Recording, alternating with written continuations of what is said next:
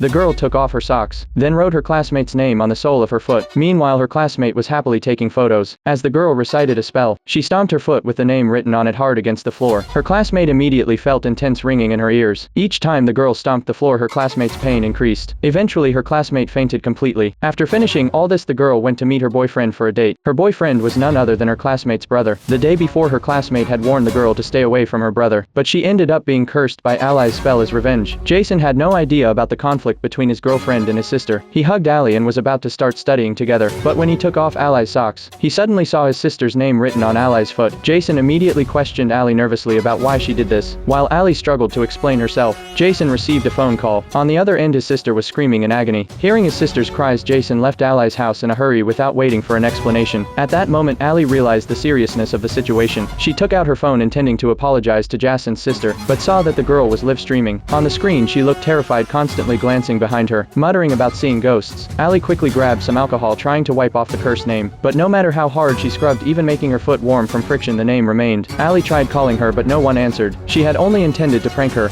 but ended up making a terrible mistake. She sprayed alcohol on her foot again, crying as she wiped the name. This time, she easily managed to remove it completely. Heartbroken, Ali soon fell asleep on her bed, but while she was sleeping, the name she had erased reappeared on the sole of her foot. When Ali saw the name, she was utterly stunned with fear. She desperately tried to rub it off with her hands, but it had no effect, and instead her foot began to ache terribly. Looking closely, she realized a horrifying ghostly face was growing on her foot. At that moment, she finally remembered the side effect of the spell. To end the curse, she must first destroy the box containing the spell.